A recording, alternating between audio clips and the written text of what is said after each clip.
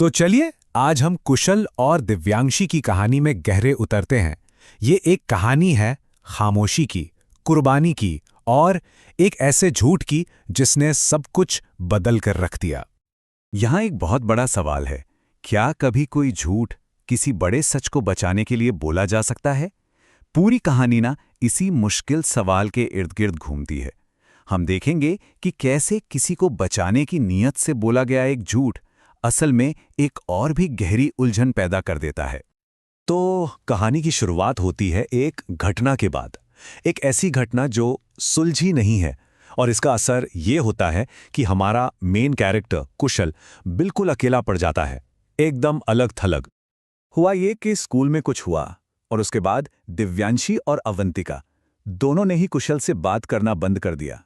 सोचिए, क्लासरूम की कोई बात थी जो अचानक से पर्सनल हो गई, और नतीजा कुशल एकदम अकेला पड़ गया, अपने ही ख्यालों में गुम, किसी से कुछ भी कहने की हालत में नहीं।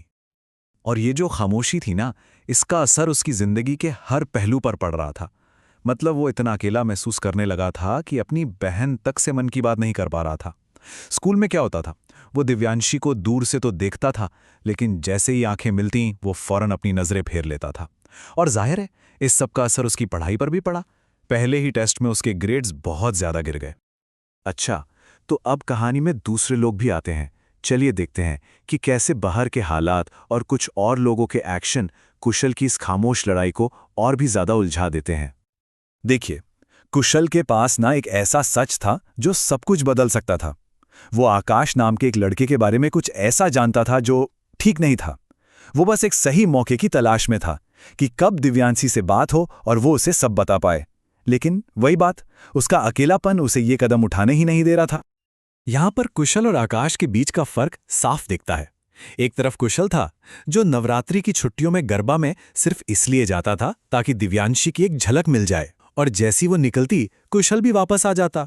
दिव्यांशी ने तो उसे शायद नोटिस भी नहीं किया होगा। और दूसरी तरफ था आकाश, जो एक नई लड़की सनाया के पीछे था, लेकिन साथ ही साथ उसने दिव्यांशी से भी फिर से बात करना शुरू कर दिया था। तो ये जो दूरी थी ना, ये सिर्फ सोशल नहीं थी, अब उनकी पढ़ाई में भी साफ साफ दिखने लगी थी। पहले टेस्ट के रिजल्ट्स आए और ये फासला जैसे और भी बढ़ गया।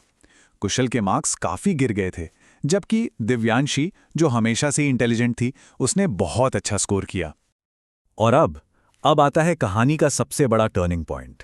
एक अचानक हुई मुलाकात, एक ऐसा मोमेंट जो कुशल को एक ऐसा फैसला लेने पर मजबूर कर देता है जिसके नतीजे बहुत दूर तक जाने वाले थे। जरा सिचुएशन को समझिए। दिवाली की छुट्टियों से बस 2 दिन पहले की बात है।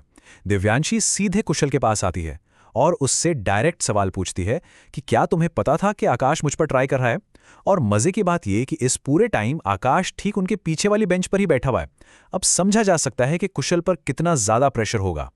ये दिव्यांशी का सिर्फ एक सवाल नहीं था, ये तो वफादारी का एक टेस्ट था। जब उसने कहा, मुझे पता है कि तुम मुझसे झूठ नहीं बोलोगे, तो इन शब्दों ने कुशल के जवाब पर जैसे एक बहुत बड़ा बोझ डाल दिया।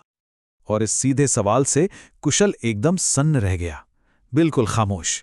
उसे कुछ समझ ही नहीं आ रहा था कि वो क्या करे, सच की इस अचानक डिमांड पर क्या जवाब दे। और फिर घबराहट के उसी एक पल में वो एक फैसला लेता है।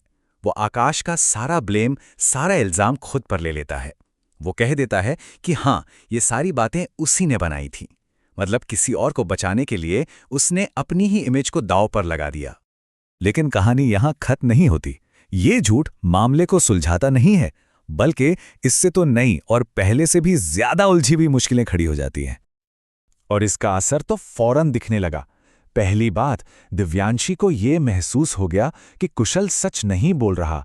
कुशल ने वादा तो कर दिया कि वो अगले दिन सब कुछ समझाएगा, लेकिन जैसे ही दिव्यांशी अपनी सीट पर वापस गई, उसकी कुछ दोस्तें तुरंत कुशल के पास पहुंच गईं। मतलब झूठ ने कुछ भी सॉल्व नहीं किया, उल्टा इस पूरी उलझन में कुछ और लोग भी शामिल हो गए। तो आखिर में ये कहानी हमें एक बहुत बड़े सवाल के साथ छोड़ जाती है। कुशल की इस कुर्बानी की असली कीमत क्या होगी? और क्या कोई भी रिश्ता एक झूठ की नींव पर खड़ा होकर सच का वजन उठा सकता है? ये सोचना वाकई में दिलचस्प है।